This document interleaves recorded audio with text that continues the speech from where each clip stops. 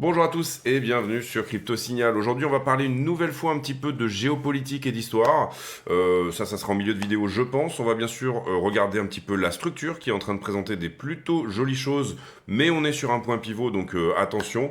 Et puis en fin de vidéo, on fera bien sûr tout ce qui est liquidité, qui me paraît en ce moment quand même le nerf de la guerre, puisque on est plus ou moins dans un range, je dirais entre 100 000 et 110 000. Donc du coup, c'est là où se trouve la liquidité qui va désormais parler. Allez, on y va pour l'intro.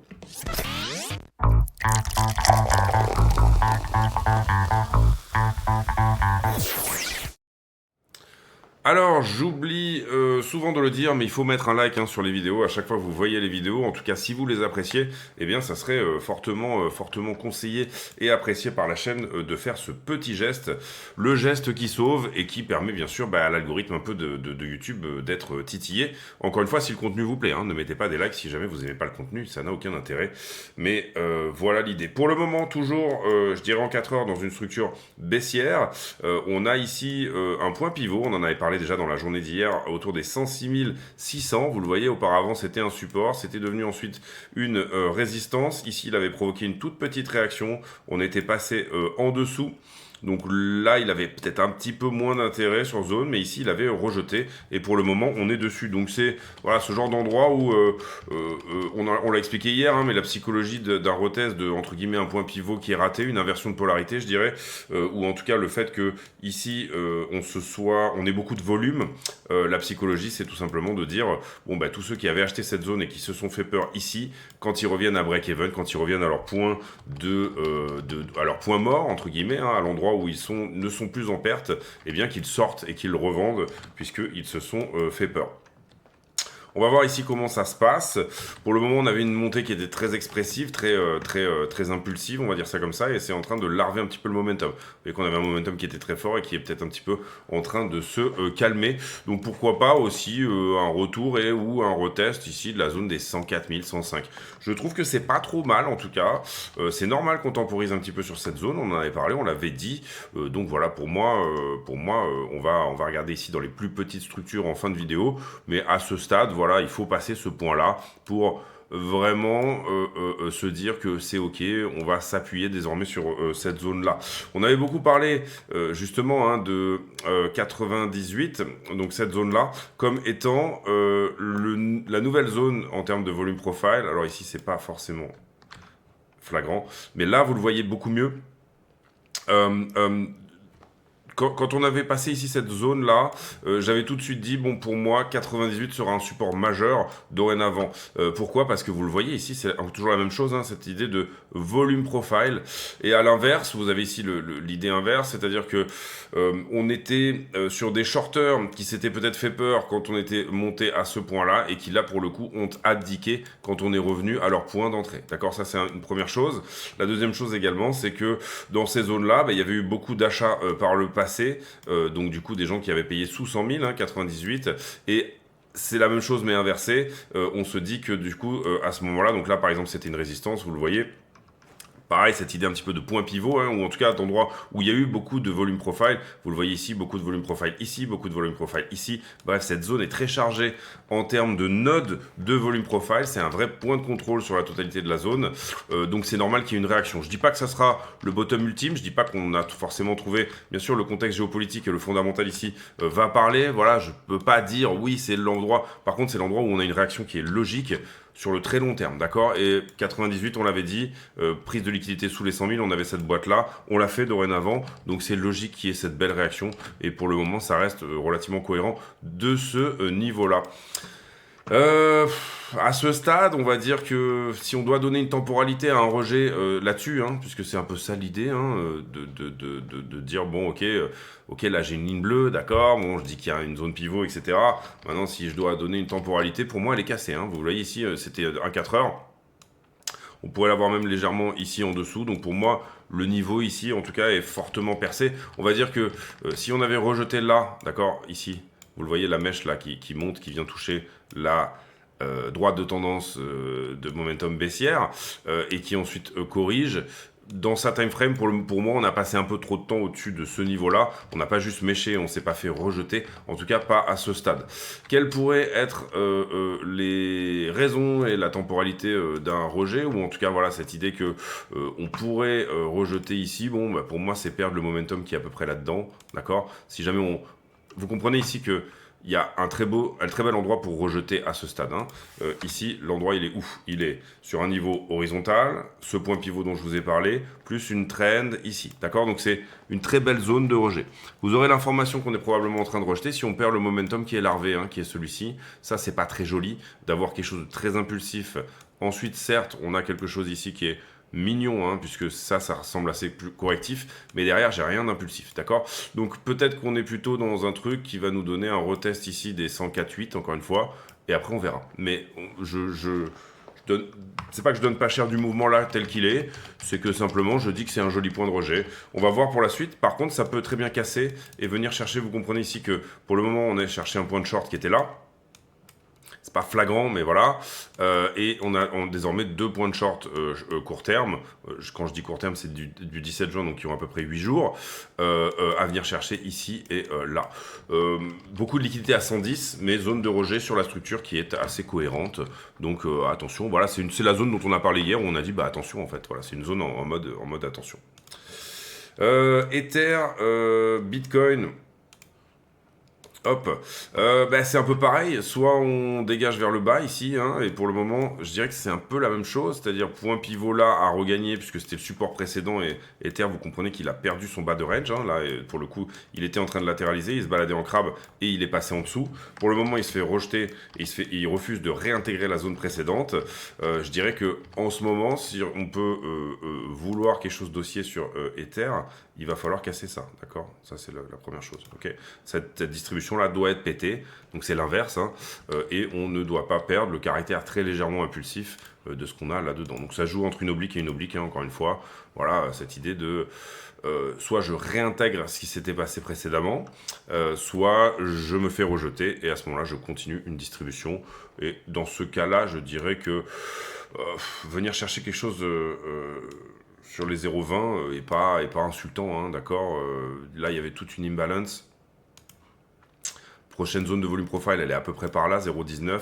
Ici, il y avait toute une imbalance. Le prix avait délivré très fort. Est-ce qu'il ne va pas avoir besoin et envie de faire un peu de business sur cette zone-là avant de éventuellement se reprendre, donc venir filer un peu cette zone. En revanche, si ça réintègre et que ça recasse, bah, c'était une déviation sous range. Et pour le coup, on viendra chercher au-dessus. Attention à ne pas se retrouver à la fois sur, je le dis souvent, quand on a quelque chose de horizontal plus une distribution, hein, un momentum vers le bas. Ça peut éventuellement, être plutôt des zones de rejet, hein, c'est ce qu'on a vu aussi sur Bitcoin. Donc si on va dans cette zone-là, à peu près par ici, et qu'on est en même temps sur le niveau horizontal plus la trend, c'est pas très joli en termes de structure pour casser. Par contre, ce genre de choses, quand ça casse, ça devient très puissant. Ici pareil, j'ai un peu la même chose que sur Ether Bitcoin, hein, à ce stade. C'est-à-dire, soit j'ai dévié en dessous, auquel cas la time frame, je trouve, hein, de la déviation est énorme. Autant une toute petite mèche en 4 heures comme ça me va. Autant là, pour le coup, je trouve que ça ressemble peut-être plus à un retest baissier que autre chose. Mais si ça casse, ça peut être très impulsif et réintégré aussi. Donc il n'y a aucun problème avec ça. Voilà, attention à une forme d'euphorie. J'aime bien aussi le fait que on est nettoyé sous la structure. Ce que j'aime pas, c'est le temps qu'on y passe, d'accord. Et j'aime pas aussi le fait que pour le moment, ça réintègre pas ça, hein, donc ce volume profile également. Si jamais je dézoome un petit peu sur Ether, vous allez voir que ouais, 4 heures, c'est bien. On va se mettre même en daily.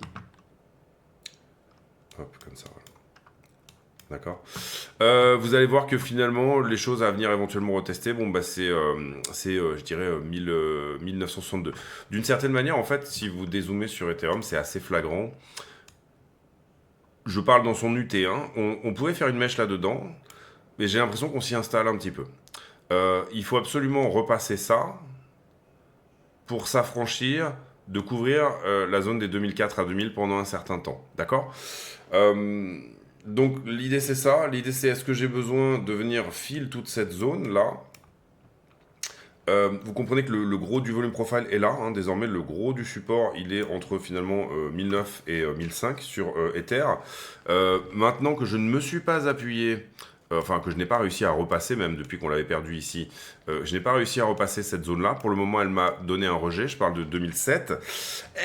Et il va falloir pousser au travers, sinon on n'y arrive pas, d'accord? Donc cette ressource sous la structure intermédiaire, je parle de ce petit range-là, cette ressource doit être l'impulsion qui permet d'aller au travers de ça, donc dépasser 2007 hein, et aller chercher quelque chose plutôt dans la zone des 3000 à 3003 ici. Hein.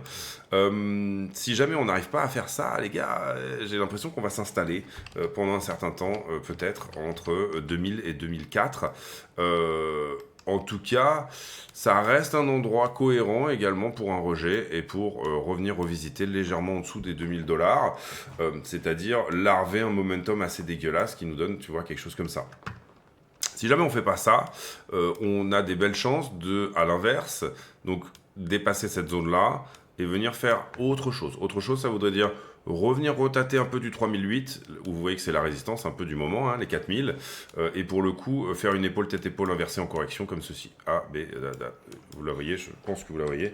J'espère que vous la voyez. Donc ça serait, la correction se ferait dans une énorme épaule tête-épaule qui serait un peu comme ça, et en fait 2005 deviendrait le nouveau support, d'accord? Donc ici, pour moi, le scénario privilégié, c'est peut-être ça, c'est-à-dire, alors soit il y a deux scénarios que je donnerais même à 50-50 à ce stade, parce qu'on a passé du temps hein, sous les 2005 ici, 2000, enfin dans cette zone-là. Si ça avait été juste une mèche, je l'aurais bien typé comme étant mignonne. On voit aussi très bien que pour le moment, le support a réagi hein, d'une certaine manière. Vous voyez ici que, d'accord, on a purgé dessous, il n'y a pas de problème avec ça. Et ici, c'était devenu une résistance, il n'y a pas de problème avec ça. Mais c'était un énorme support, les 2145 $. Vous le voyez ici, énorme support. C'était vraiment l'endroit où, ici, support de réaction immense. Ici, ça nous provoque quand même un petit quelque chose. Hein, et une fois qu'on le perd, on revient le retester. Et là, c'est la fin, c'est le drame. C'est le drame pour revenir à 1300. Ensuite, on récupère un momentum correct pour remonter. On remonte. Ici, très belle impulsion. Ici, zone de range qui malheureusement est purgée en dessous. Est-ce que on s'installe là-dedans ou est-ce qu'on arrive à passer ça? Voilà. Pour moi, c'est le juge de paix, c'est ça sur Ethereum. Si on arrive à passer ça, il va falloir, il y aura une forme de confirmation à 2007 qui est actuellement la résistance. Auquel cas, du coup, notre figure de retournement, elle se montrera comme suit. Alors, elle est pas très belle, mais on peut la voir comme ceci. C'est-à-dire, là, j'ai mon épaule, là, j'ai ma tête, et là, j'ai mon épaule aussi. D'accord?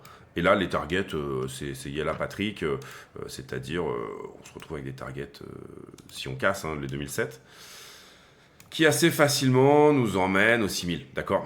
Et 6000 est une jolie target hein, sur Ether, qui se recoupe avec pas mal de choses, des élargissements, des flags, etc. Voilà, la zone des 6 à 7000, si on arrive à repasser 2007, hein, encore une fois, est une target tout à fait cohérente et qui n'insulte personne, qui n'insulte rien, étant donné le retard qu'a accumulé Ether contre Bitcoin. Voilà, je ne pourrais pas faire trop long non plus, mais vous voyez un peu l'idée ici. C'est un petit peu ce moment Nutella, en gros, où en 4 heures, je dois dépasser 2007 et absolument le percer. Auquel cas, j'ai ma figure de retournement en épaule-tête-épaule inversée ici, target 6000, ok. Donc, quand je vous parle d'aller à 3000 ou 3003, c'est dans... Enfin, entre 3000 et 3003, c'est le TP de ce mouvement qui permet de dérisquer la totalité d'un runner qui lui-même pourrait éventuellement aller chercher les 6000. Je ne sais pas si vous me suivez, mais voilà un peu l'idée. À quel moment on considère qu'on a réintégré déjà dans la petite UT ça, hein, c'est-à-dire que là vous comprenez qu'on est un petit peu... moi j'irais chercher dans les petites structures quelque chose de correctif, c'est-à-dire, en fait, le seul truc qu'on peut trouver correctif ici, c'est ça, d'accord? Où là, j'ai effectivement cassure, retest. Maintenant, vous voyez que ça impulse pas derrière. J'ai pas la même impulsion que ça qui est en train de se mettre en place. Mon momentum est très faible. Donc ça, j'aime pas trop. Il va falloir une news sur la crypto, quelque chose qui déclenche, un déclencheur endogène à la crypto, je dirais, hein, même, voilà, vraiment. C'est-à-dire de la régulation, quelque chose sur Ether, un truc sympa, Ether ou aller au mieux, ce qui peut éventuellement nous donner une surperformance d'Ether contre Bitcoin. et une surperformance éventuelle des altcoins, puisqu'on va passer sur les altcoins ici. Bon, c'est quelque chose autour de l'inflation, hein. Au mieux, dans la corrélation, je dirais macro, dans tout ce qui est corrélé un peu entre crypto et S&P, ça serait éventuellement quelque chose autour d'un pivot de Powell qui, pour le moment, n'est absolument pas dans le scope. Sauf à dire alors on va regarder, hein, du coup, puisqu'on en parle, mais sur le CME, le prochain FOMC est dans 35 jours. Donc, FOMC étant le meeting de la Fed, le prochain bien sûr. Vous avez 20% du marché à peine qui pense que Powell va pivoter sur le FOMC du 30 juillet. Donc voilà, peut-être que ça va changer. On a de la data qui va tomber, hein. La Fed est très data dépendante en ce moment, et Powell n'a pas arrêté de le dire. On a de la data qui va tomber. La semaine prochaine, on aura le rapport sur l'emploi, tout début juillet, hein, en début de mois. Donc quel est le taux de chômage, tout simplement, aux États-Unis. Et puis ensuite, on aura bien sûr le CPI, l'indice des prix à la consommation, mais pas que. On aura bien sûr également et bien tout ce qui est info finalement sur l'inflation, etc. Le fondamental, j'en profite pour vous dire, et c'est très important, nouveau partenariat avec BingX, code crypto signal FR. Alors pourquoi ce partenariat et qu'est-ce qui se passe par rapport à ça? Et ne coupez pas parce que c'est super intéressant. Il y a vraiment des énormes rewards en ce moment par BingX. Personnellement, j'ai commencé à les faire directement, ces rewards. Et avec un dépôt, alors pour le coup, ce que vous mettez en dépôt ne donne pas ce que vous allez avoir en reward. C'est vraiment, du coup, vous tournez une roue et vous avez des rewards. Mais pour le coup, moi, j'ai déposé 3000$ pour commencer à trader sur BingX. Et je me suis amusé à faire un petit peu toutes les missions. Et pour le moment, ils m'ont donné 245$ de reward. À savoir que ces 3000$ ne sont pas obligatoire. Ce que vous déposez, en fait, finalement, c'est un minimum de 100$ pour commencer à décaler toutes ces roues, à faire tourner un petit peu toutes ces... Donc c'est assez marrant, ça se fait un peu comme un jeu. Et pour le moment, vous le voyez, 5$ ici, 45 là.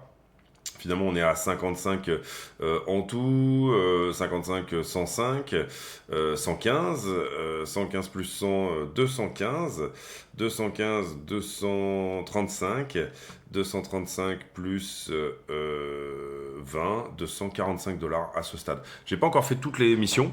Je pense que je vais ça va. Et pour le moment, vous comprenez que j'ai déposé, j'ai fait un dépôt, j'ai tradé un petit peu, c'est-à-dire j'ai passé un trade à, je crois que c'est une centaine de dollars qui est en profit à ce stade. Et ensuite, vous utilisez les bonus pour trader. Donc, vous pouvez très bien ne même pas vous exposer et, entre guillemets, jouer ce game-là. Donc, c'est un peu de l'argent gratuit. Voilà, je peux pas faire que vous conseiller de le faire, mais en tout cas, pour ceux qui ont du mal à construire un petit capital de trading de départ, je trouve que c'est relativement bien foutu. Et pour le coup, il y a ce côté assez ludique, puisque vous tournez la roue. En ce qui me concerne, vous savez que tous les bénéfices de la chaîne sont versés à Mécénat Chirurgie Cardiaque, qui opère des enfants ayant eu des conditions cardiaques venus de pays dans lesquels il n'y a pas les infrastructures, les fait venir en France grâce à des familles d'accueil, et puis ensuite les opère. Je mets en pause une petite seconde. Donc voici bien sûr la dernière personne qui a été opérée grâce à nous sur Mécénat Chirurgie Cardiaque. On essaye de payer une opération dans sa totalité par an. Et ici, vous avez le lien, vous l'avez aussi en description de la vidéo, pour bien sûr vous inscrire soit sur BingX, soit sur Bluffin, soit sur Mexeci. Mais en tout cas, voilà, faites-le. Moi, ça m'amuse pas de faire cette promo à chaque fois, mais autant que la chaîne serve à quelque chose. Et là, en l'occurrence, c'est le cas. Je suis en train de faire le chèque là pour le prochain gamin. Et puis ensuite, on aura son nom, etc. On aura toutes ces choses-là assez rapidement. On reste sur le fondamental et encore une fois, déjà, si vous n'avez pas envie de faire tout ça, ce que je peux comprendre, si vous avez déjà, je sais pas, votre petit compte sur, je sais pas moi, Swissborg, Coinbase, que vous êtes tranquille avec ça, il n'y a aucun souci, mais par contre, mettez un like si vous suivez le contenu, sinon c'est un petit peu du vol. C'est-à-dire que au moins aider la chaîne vous-même grâce à ce que vous pouvez appuyer et aider, hein, c'est la logique même. Trump qui en sort, soi-disant, hyper grandi de cette espèce de cessez-le-feu entre l'Iran et et Israël. Alors, soit on fait une vidéo très longue, parce que je vous ai préparé un petit truc au niveau géopolitique, etc. Soit on fait une vidéo très courte, et on va faire une vidéo un peu longue. Donc, ceux qui veulent passer, ici, on va parler de l'Iran, on va parler de l'histoire, on va parler de ce genre de choses. Ceux qui veulent passer, vous pouvez aller directement à la liquidité. Voilà, comme ça, au moins, vous faites comme vous voulez. Mais voilà, ça me paraît intéressant ici de réfléchir à nouveau à comment s'est construit la zone, etc. J'en ai déjà parlé un petit peu hier, mais tout commence un petit peu avec le pacte du Quincy, hein, qui est fait par Roosevelt, avec Al Saoud, le roi bien sûr d'Arabie Saoudite. Euh, Concrètement et rapidement, Al Saoud récupère un contrat à 50-50, ça se passe sur le Quincy, qui est un navire de guerre américain, et il récupère, c'est le premier à récupérer en 45, un contrat à 50-50, c'est-à-dire il y a qu'à se baisser pour ramasser du pétrole là-bas, vous faites un puits, eh bien il est littéralement remboursé directement, et ça aboutit à la création de Aramco qui est, je pense, dans les capitalisations mondiales, on est sur du quoi? J'aurais dit qu'on était dans le top 10, mais je suis pas sûr. Ouais, numéro 10, Saudi Aramco, 10e capitalisation avec 1,5 trillion, bien entendu. Derrière, en fait, l'Iran est pas très content parce qu'ils n'ont pas du tout, eux, un plan à 50-50 avec les Anglais. Du coup, c'est Mossadegh, hein, j'avais oublié son nom hier, mais Mohamed Mossadegh, qui est une personne très influente en Iran. C'est le Premier ministre, mais ce que je veux dire, c'est qu'il jouit d'une énorme popularité. Et il décide de nationaliser toute l'industrie pétrolière qui, à l'époque, s'appelle l'Anglo-Persian Oil Company, l'APOC, l'ancêtre de British Petroleum. Et donc, du coup, eh bien, au bout d'un moment, effectivement, il récupère tous les contrats d'exploitation, il renégocie tous les contrats d'exploitation, et ça aboutit à une crise internationale qui s'appelle la crise d'Abadan. Ça dure un certain temps, finalement, c'est un peu le premier choc pétrolier de l'histoire. En tout cas, pour la puissance qui est sur le déclin, hein, qui est le Royaume-Uni. Et ensuite, finalement, ce qu'il se passe, c'est que, Mossadegh, il y a un coup d'État, et on met quelqu'un à sa place, et il est donc du coup évincé au travers d'une coalition qui est à la fois tenue par le Royaume-Uni, mais aidée également par les États-Unis. Le Shah d'Iran, à ce moment-là, reste en place. Par contre, il y a un déficit de popularité, puisque Mossadegh est assigné à résidence. Et encore une fois, comme c'est un petit peu quelqu'un qui a cette aura de libérateur, hein, de personnes, donc visiblement, je pense que de 1953 à 67, il est assigné à résidence et il meurt directement en prison, finalement, chez lui-même.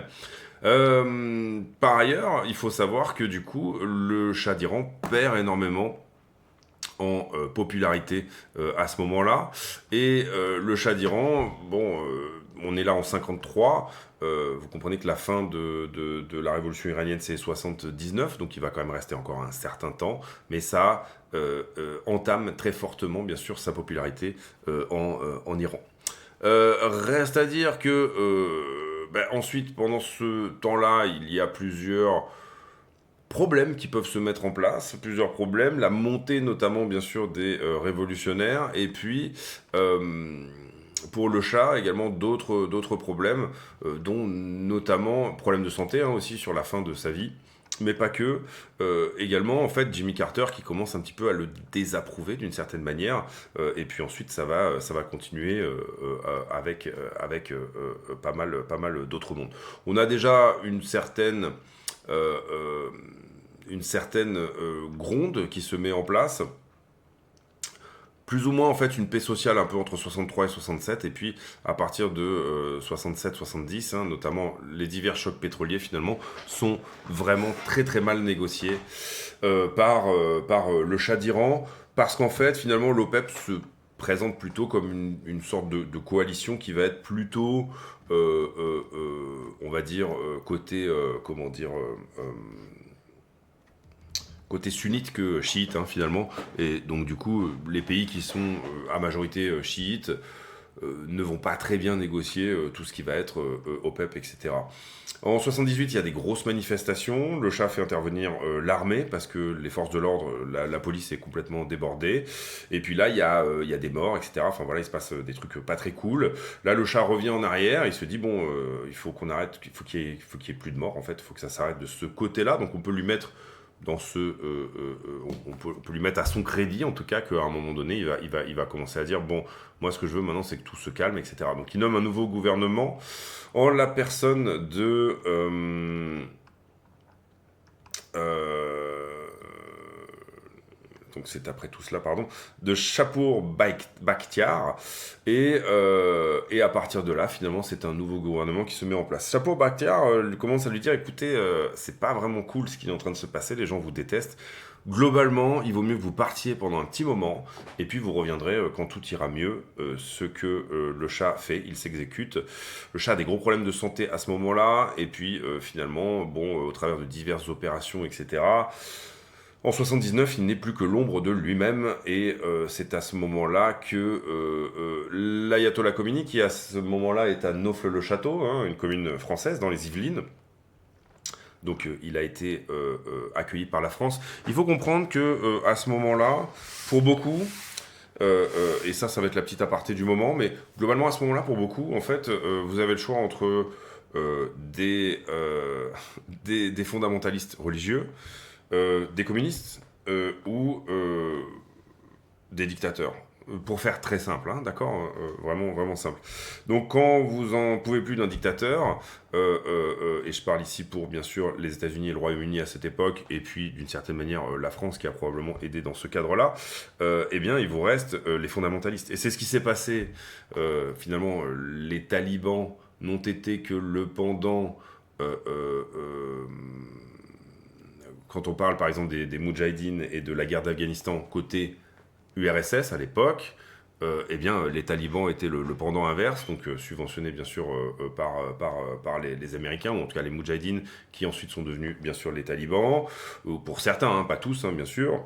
Voilà, à l'inverse, vous allez voir des choses dans ce cadre-là, et idem pour finalement l'ayatollah Khomeini, qui à ce moment-là est vu comme un moindre mal, parce que de toute façon le Shah ça va plus le faire, et que donc du coup bien sûr on va vers les islamistes, qui, et à ce moment-là être islamiste n'est entre guillemets pas du tout un gros mot, mais même regardez aujourd'hui, si vous voulez faire un écho, Bachar el-Assad, qui à un moment donné était reçu en grande pompe par à peu près tout le monde, d'un coup est désavoué, et derrière vous avez le régime syrien actuel. Et assez souvent, ce type de régime-là, on va dire, essaye de mettre un petit costard au début, en tout cas au moins, pour finalement passer crème. Et donc du coup, il s'ensuit un gouvernement un peu de coalition entre Bakhtiar et l'ayatollah Khomeini, qui est très populaire, qui revient à ce moment-là, puisque le Shah est en train de littéralement perdre toute forme de popularité dans son propre pays, puisqu'il n'y est plus, et qui finalement, il y a une sorte de coalition, hein, qui est faite au départ, avec notamment, c'est lui qui arrive à mettre un petit peu ensemble tous les laïcs, les marxistes, toutes ces choses-là. Le problème étant qu'il n'est pas du tout aligné, hein, il sort totalement de l'alignement Khomeini, et il met en place la première grosse république islamiste, en tout cas, si on peut le voir comme ça, d'une certaine manière, hein, encore une fois c'est très caricatural, avec cette idée effectivement de gardien de la révolution et de guide suprême des théologiens.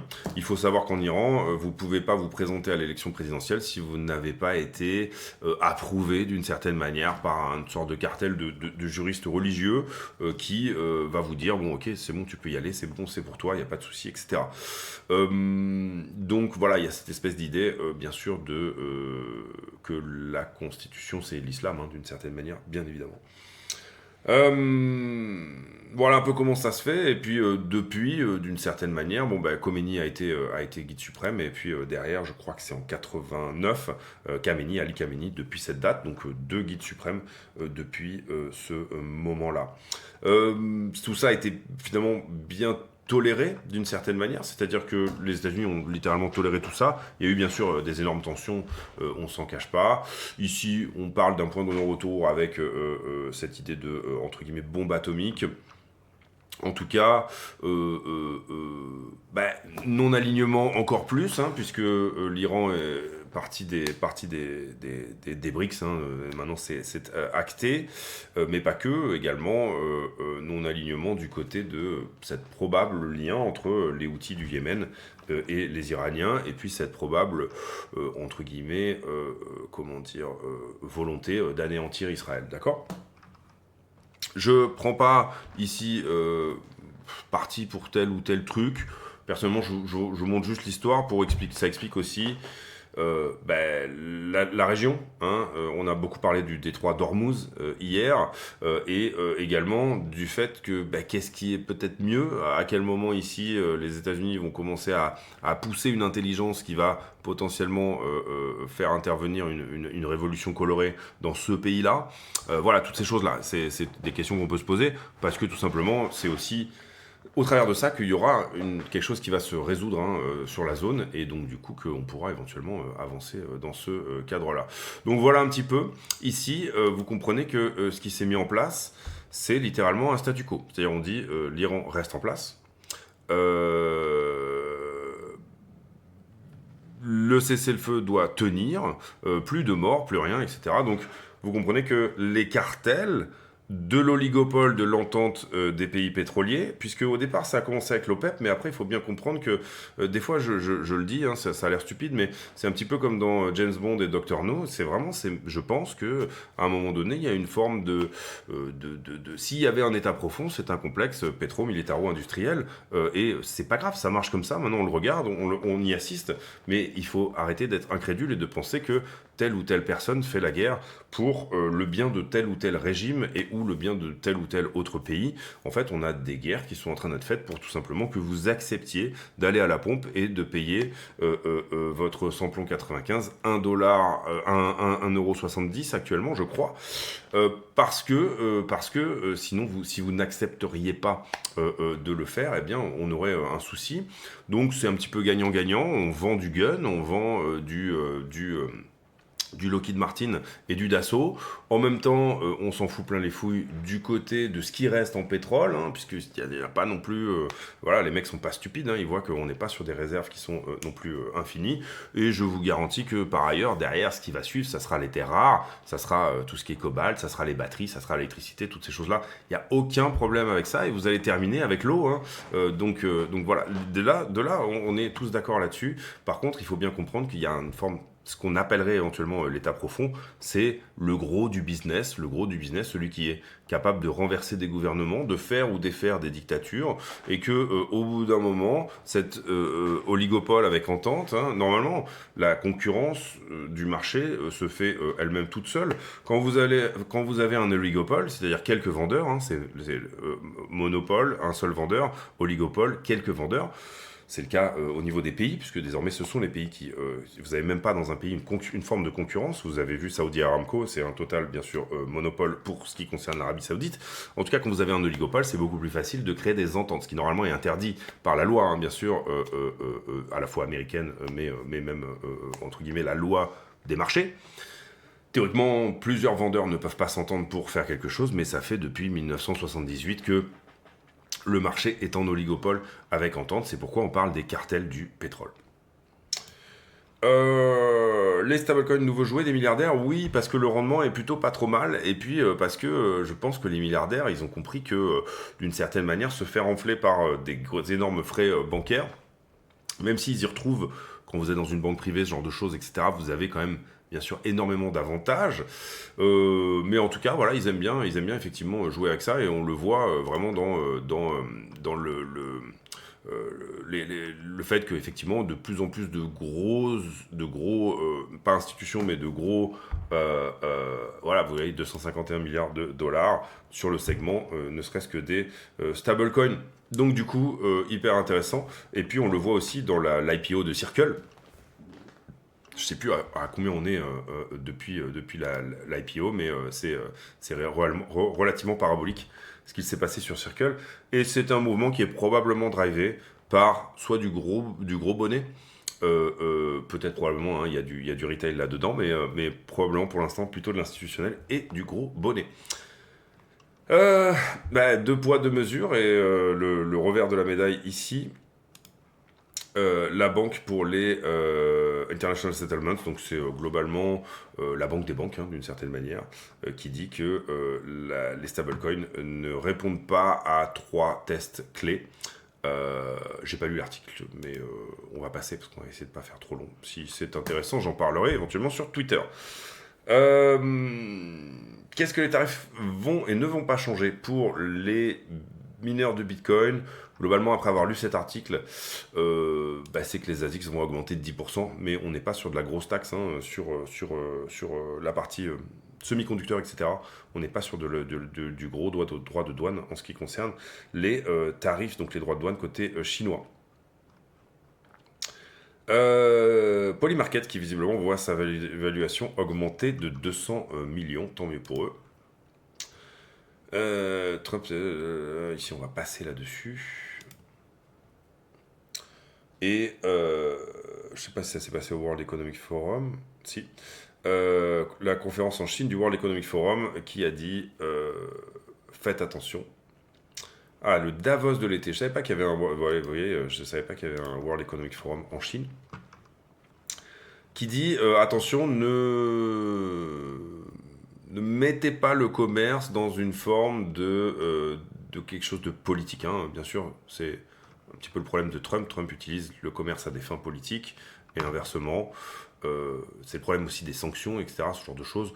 En ce moment, d'une certaine manière, pour celui qui va défendre un peu la main invisible d'Adam Smith, hein, on va dire ça comme ça, le fait que le marché se régule lui-même entre l'offre et la demande, etc., en ce moment, vous voyez qu'entre tout ce qui est tarifs, droits de douane, entre tout ce qui est sanctions, sanctions même y compris financières, vous voyez qu'on n'est plus du tout là-dedans. Et ici, ce nouveau plan qui permettrait à Washington de manager sa dette explosive, ce qu'on appelle le Pennsylvania Plan, qui en gros est appelé comme ça parce que le Trésor aux États-Unis et la Maison-Blanche sont sur Pennsylvania Avenue.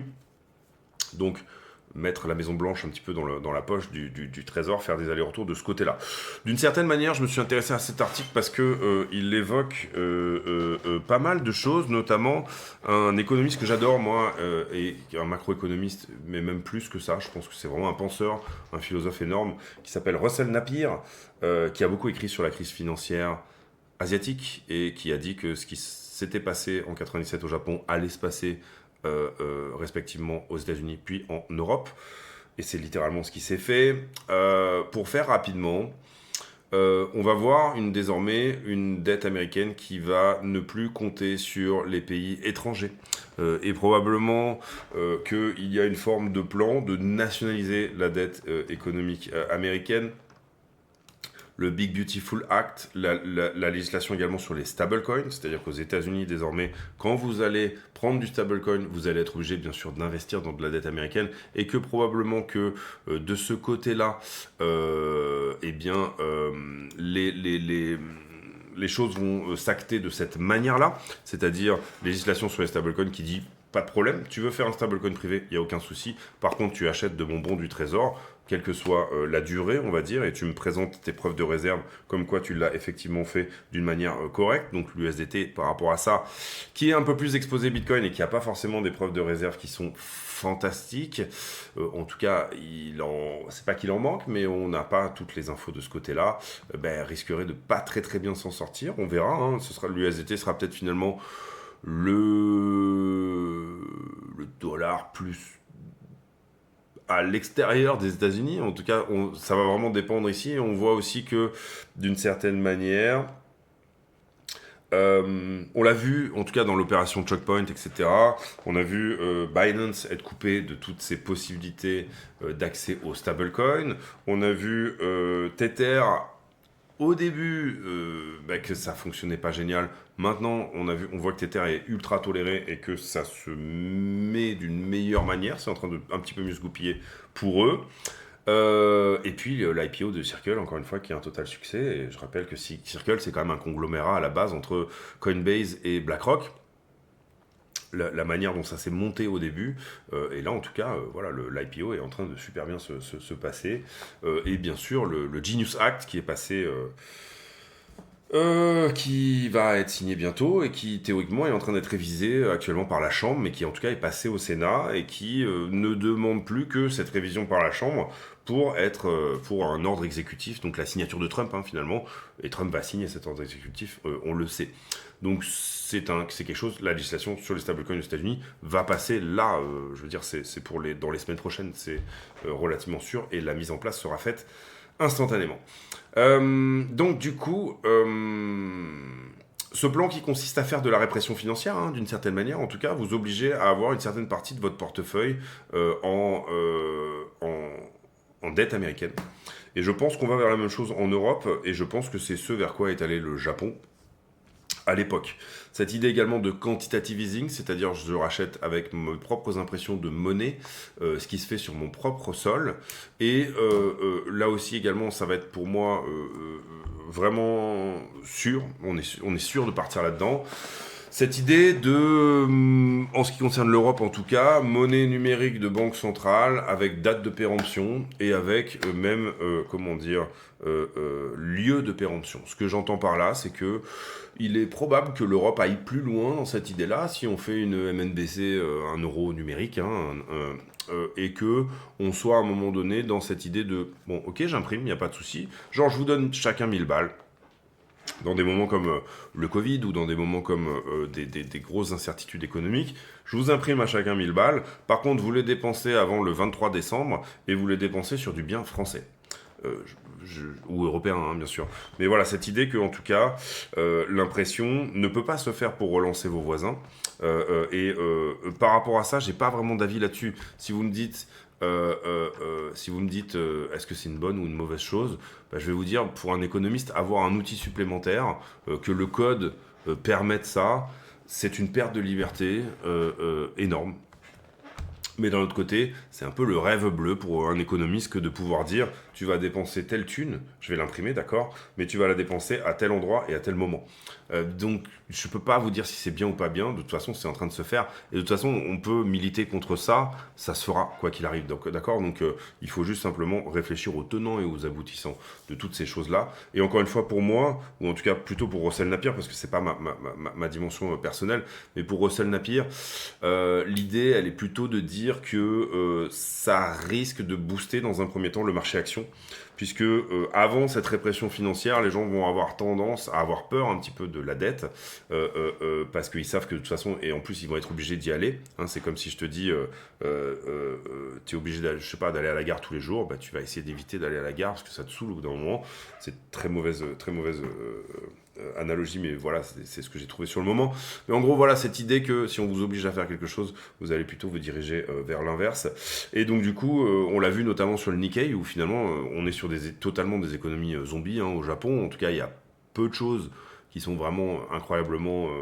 je dirais qu'à part la santé en ce moment au Japon, où il y a des projets vraiment hyper intéressants, c'est pas la folie non plus, mais où par contre le Nikkei a fait des plus hauts historiques et a continué à faire des plus hauts historiques, tout simplement parce que les gens savent que on va dire la dette va marcher the bee en termes de rendement, et on le voit aussi cette dynamique depuis quand même un certain temps.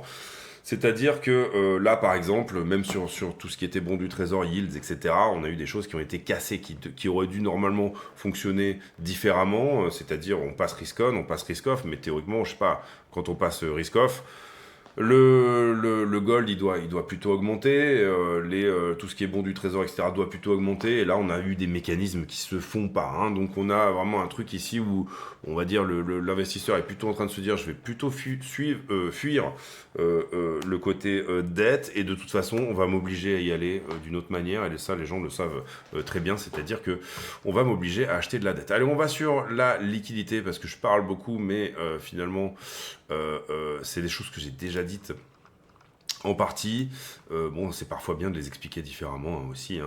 160 millions de liquidés hier, plus de short que de longues, plus de longues que de short en revanche sur Ethereum. La map est mitigée. On a eu une action de prix qui a été finalement, somme toute, un peu dans les deux sens. 160 millions, c'est rien, c'est une journée normale. Ici, depuis qu'on a fait la vidéo hier, j'ai un prix qui augmente, un funding qui augmente, en tout cas au moins jusque là. Donc là, ça se suit pas mal. Ici, j'ai un peu de short au-dessus de la structure qui, pour moi, était sorti. Hein. On va pas non plus chipoter. Donc j'ai un tout petit peu de short au-dessus. On s'approche de la zone des 110, qui est la zone d'une grosse prise de liquidité, éventuellement short. En tout cas, pas forcément ici. J'ai un peu de short là aussi.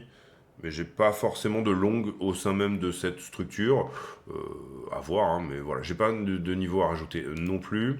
Quand on regarde iBlock, alors pour le coup, iBlock voit quand même un petit peu de long, hein, vous le voyez ici, notamment sous ce point-là. Je sais plus si je l'avais mis hier ce point-là ou pas. Non, je crois que j'en ai un tout en bas. Hein. Non, je vais juste vérifier parce que hier j'avais pas sauvé en fait. Non, c'est bon, c'est short ici sur ce point-là. Et là, ça va. Non, ça va, non, c'est bon, c'est bon. Je n'ai pas le sentiment, moi, que c'est le cas. Bref, en tout cas, voilà, quand même un petit peu de monde dedans, bien sûr. Et puis, une montée qui commence à se larver. Pourquoi elle commence à se larver? Parce qu'on rentre un petit peu dans des liquidations ici vendeuses. Quand je dis vendeuse, c'est des liquidations de short. Théoriquement, ça doit pousser de l'achat, mais on voit que même dans une zone un peu cacadois. Normalement, une zone cacadois comme ça passe crème. C'est-à-dire que ça doit faire comme ça, directement au travers. Pourquoi? Parce que quand vous liquidez un short, ça crée une cascade de liquidation pour aller liquider le short suivant, puisque quand je liquide un short, je crée un acte d'achat forcé, puisque j'ai vendu à découvert, donc je dois racheter le bitcoin que j'ai emprunté à l'exchange pour lui rendre directement. Et ici, on voit que c'est pas le cas, ça larve, donc il y a probablement des gros ici qui sont quand même en train de distribuer sur cette zone-là, de profiter de ces zones d'achat forcé pour eux-mêmes aller dégueuler de la vente, hein, c'est un peu ça l'idée. Hein. Donc là, ça a pas mal gerbé de la vente, encore une fois. Pour le coup, ouais, on a le bas, hein, qui est pour moi longué, et assez peu de liquidité intermédiaire, en tout cas, c'est ce que peut voir également. Peut-être un petit truc à 101, mais c'est pas ouf. On a encore la possibilité de venir vendre plus haut, donc si les gros calibres ont encore du contrat à vendre, il est possible que simplement, là, ici, il y ait une petite narration ou que tout simplement le fait d'arrêter de vendre fasse que le prix augmente. Vous comprenez ici que chez les gros calibres, il suffit d'arrêter de vendre et puis du coup, le prix va naturellement augmenter pour les emmener vers une zone où eux-mêmes peuvent, pour le coup, se défausser. Donc 109 est une jolie zone à court terme pour aller pousser. Et sur Ether, je dirais que 2622 sur la 6 jours et déjà ne serait-ce que 2005 seraient des jolies zones à aller chercher. Donc on a une liquidité sur Ether qui pourrait revenir racheter dans les 2003, dans les liquidations longues, hein, l'inverse, hein, un acte de vente forcé, donc vous achetez, les grosses institutions achètent. Donc si on devait refill, ça serait plutôt 2003 le beau point d'entrée, entre guillemets, si on reste sur une tendance haussière. Et par contre, si on devait continuer à venir vendre, 2600 est un endroit intéressant. Donc pour conclure cette vidéo, je suis un petit peu embêté parce qu'on a une liquidité qui va être dans un sens et on a une structure qui va plutôt nous dire un rejet.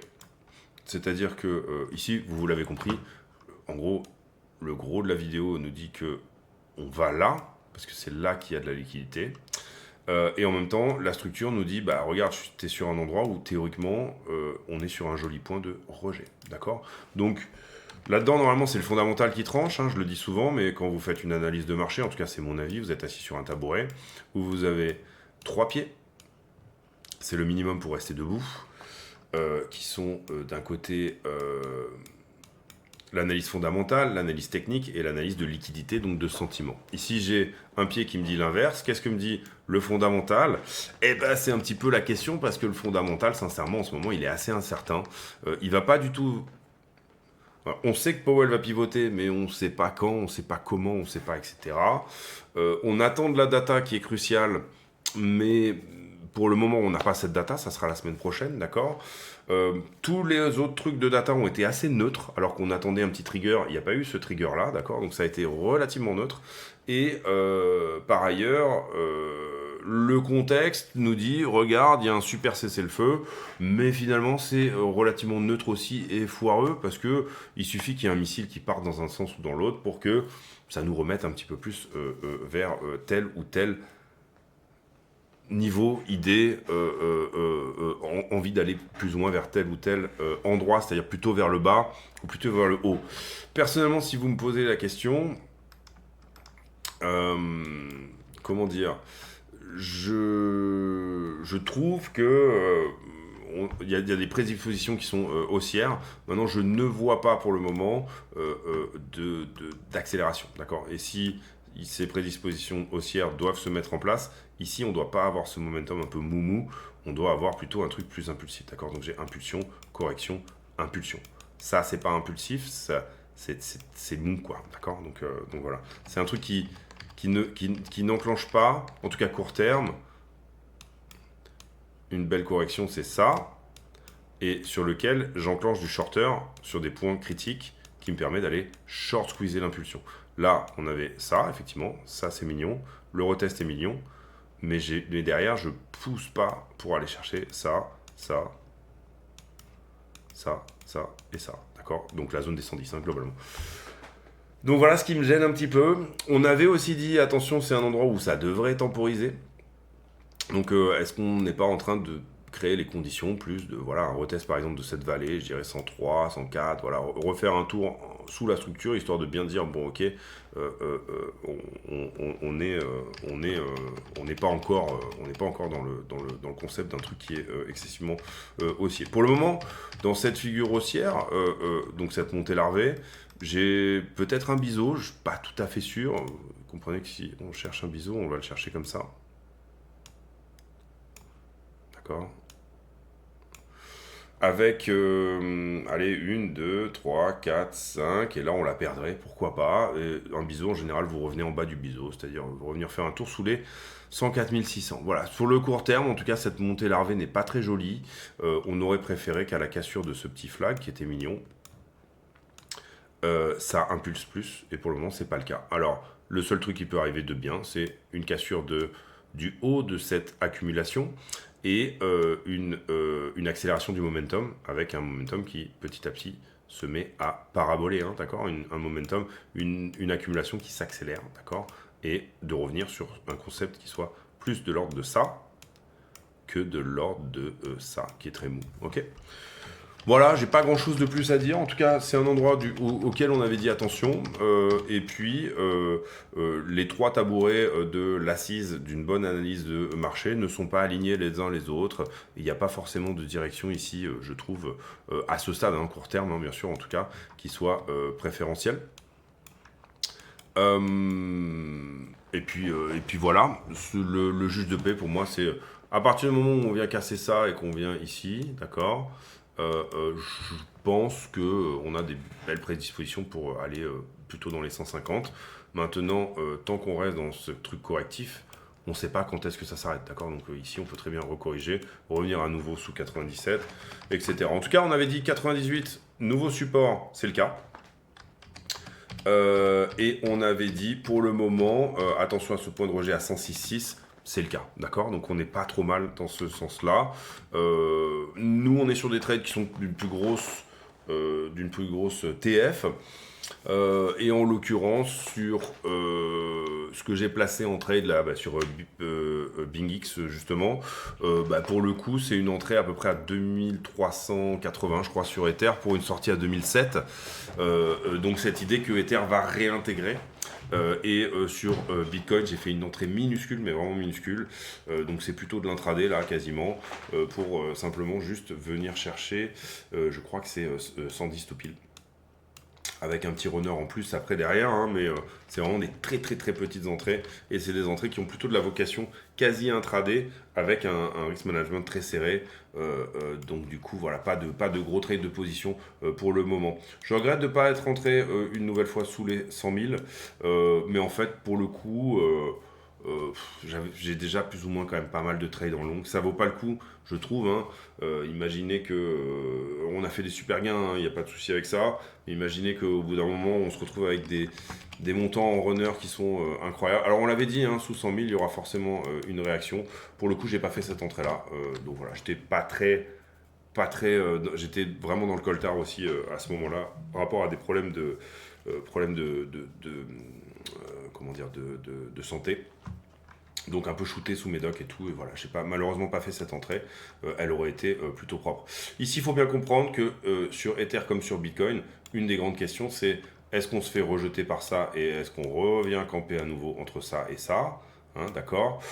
Sur Bitcoin, ça a l'air plus mignon que sur Ethereum, donc il faut que les deux poussent suffisamment pour nous sortir de là. Si on nous sort de là, je pense, hein, après ça reste que mon avis, mais je pense que le prochain support sera 105 sans trop de problème.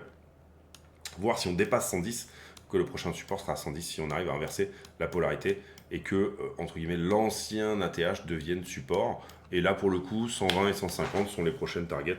On en a déjà pas mal parlé sur cette vidéo. Je réitère mon idée que la fin de l'année va être très bonne sur les cryptos dans leur ensemble et pas que sur BTC. Maintenant, je peux me tromper et du coup, voilà, jaugez vos risques. Hein, bien sûr, vous êtes ici sur une chaîne dont le risk management est le principal credo. J'en profite d'ailleurs pour vous dire d'aller voir les vidéos en fin de... si vous ne les avez pas vues, tous les tutos, il y a le risk management notamment, il y a la price action, donc cette idée de niveau, de distribution, accumulation, toutes ces choses-là.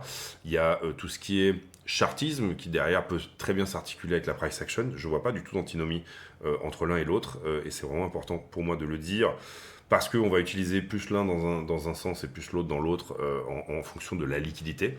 Et puis voilà, ces idées d'une bonne analyse de marché, etc. Toutes ces choses-là. Désolé pour cette grosse parenthèse géopolitique, mais j'aime bien ça. Et j'avais l'impression hier de ne pas avoir été complet dans mon analyse. J'ai fait une analyse qui était très boiteuse hier.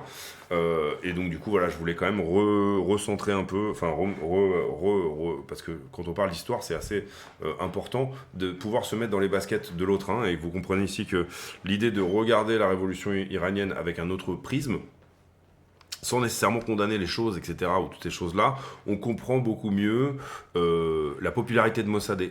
On comprend beaucoup mieux aussi cette idée de vilain, méchant, exploitant étranger, qui vient finalement, en l'occurrence à l'époque c'était Royaume-Uni et Perse. Également, à l'époque, alors si on revient encore plus en arrière, pour le coup, le père du Shah a été affricoté un petit peu avec les nazis, hein, donc ils ont été grands perdants, bien sûr, à la fin de la guerre. Et c'est ça qui a provoqué, en 1945 d'ailleurs, la chute du père du Shah. Voilà, il faut bien comprendre toutes ces choses-là pour essayer de se mettre un peu dans les... On avait fait tout ce travail aussi sur la Chine, en expliquant la grande réconciliation avec Taïwan, et en expliquant le siècle de l'humiliation avec les guerres de l'opium, etc., toutes ces choses-là. Je trouve que parfois, pour avoir une... En fait, nous, on essaie de nous biaiser. En fait, un livre d'histoire, c'est une histoire. C'est écrit d'ailleurs, même dans le nom. Il y a l'histoire avec le H, le grand H, qui est celle que vous aurez chacun dans vos livres, mais qui sera toujours une histoire avec un petit H, parce qu'elle sera faite pour que vous ayez cette dimension patriotique, pour que vous ayez par exemple en France pendant des années, la vraie histoire de la guerre d'Algérie, elle a été passée sous silence. Pendant des années, la vraie histoire de la collaboration pétainiste, elle a été passée sous silence. Le fait que littéralement la moitié de la France était marxiste à la fin de la guerre, et la moitié de la résistance était marxiste, ça a été prouvé. On a retrouvé des sondages de l'époque qui disaient que la moitié de la France était communiste à la fin de la guerre, et c'est ça qui fait d'ailleurs exploser De Gaulle, parce que finalement c'est un peu la même chose. Au bout d'un moment, les mecs regardent, ils disent soit on a les cocos, soit on a De Gaulle. Ils ont essayé de faire passer un autre gars, c'est pareil, j'ai oublié son nom, j'en suis désolé. Mais ça l'a pas du tout fait, parce que la popularité de Gaulle a fait que c'était De Gaulle à ce moment-là. Et De Gaulle, c'était une épine dans le pied à cette époque-là du conglomérat britanno, de ce qui a derrière créé l'OTAN, etc. De Gaulle a d'ailleurs fermé la porte plusieurs fois de l'OTAN, et c'est grâce à De Gaulle, d'une certaine manière, qu'on a aujourd'hui la bombe atomique, ce qui nous donne, jusqu'à ce qu'on ait eu Macron, mais ce qui nous donne d'une certaine manière une certaine autonomie en la matière, et également c'est grâce à De Gaulle qu'on a eu le Concorde, c'est grâce à De Gaulle qu'on a eu Dassault, c'est grâce à De Gaulle qu'on a eu des vrais télécoms, c'est grâce à De Gaulle qu'on a eu le nucléaire. Donc ça, c'était de la bonne dette, c'était de la dette où finalement oui on s'endette, mais derrière nous, on va dire un peu plus de 50 ans plus tard, on est encore en train d'en bénéficier. On est encore en train d'avoir ces bénéfices, ces dividendes hein, de cette idée de faire effectivement de la bonne dette. Et faire de la bonne dette n'est pas un problème. Si elle va bénéficier à vos enfants dans 50 ans, il n'y a absolument pas de souci à s'endetter aujourd'hui. Maintenant, il y a la mauvaise dette, c'est celle qui permet à un politicien d'être réélu après-demain. Donc c'est celle qu'on va bouffer très vite, typiquement celle qu'on a eue pendant le Covid, hein, par exemple, et que finalement ce sont nos enfants qui vont devoir payer alors qu'ils n'en ont absolument pas touché les dividendes. Donc il y a tous ces concepts-là, j'ai complètement dérivé là. Enfin voilà, tout cela est extrêmement intéressant. Et voilà, cette idée de se mettre dans les baskets d'eux, je trouve qu'elle est hyper intéressante aussi. Alors malheureusement, on ne lit pas le chinois et on ne peut pas lire les bouquins Par contre, il y a aujourd'hui avec Internet une possibilité de s'informer qui est quand même relativement très bien foutue et relativement géniale. Là, je vous ai montré beaucoup de Wikipédia. Faites attention à Wikipédia. C'est pour le coup là, j'ai joué la facilité, etc. Voilà, Wikipédia, c'est pas toujours le support idéal hein, pour aller faire ce type de recherche. En tout cas, renseignez-vous sur qui finance Wikipédia et pour le coup, vous comprendrez peut-être un petit peu mieux le pourquoi du comment. Voilà les amis, j'espère que cette vidéo vous a plu. C'était une petite vidéo du mercredi. On a tapé l'heure de vidéo. Mais bon voilà, on a discuté de choses et d'autres. On va revenir sur des formats un peu plus tranquilles, hein, puisque c'est pas forcément très populaire, hein, ces formats d'1 heure. Mais moi ça me plaît de les faire, donc du coup, comme ça m'éclate bien, pour le moment c'est moi qui trouve mon compte et pas forcément vous. On se retrouve demain pour une nouvelle vidéo. Je vais poser du coup une question à la con sur celle-ci, qui correspond à être une question qui n'a en principe rien à voir avec les cryptos, mais qui nous permet de discuter de choses et d'autres. Bah tiens, on va parler d'origine. Est-ce que vous avez des origines éventuelles d'un autre pays? Je pense que c'est le cas de beaucoup de personnes, bien sûr. Et pour le coup, si c'est le cas, est-ce que on vous a toujours aidé à vous mettre éventuellement dans les baskets de cet autre pays? Si c'est pas le cas, dites-moi si vous avez plutôt des affinités avec un autre pays. Voilà, par exemple, je sais qu'il y a beaucoup de gens qui sont ultra fans du Japon, ce genre de choses. Et pour le coup, est-ce que vous connaissez bien l'histoire et est-ce que vous avez des affinités avec celui-ci? C'était la question à la con du jour. On se retrouve demain pour une nouvelle vidéo. D'ici là, portez-vous bien. À très bientôt. Ciao, ciao.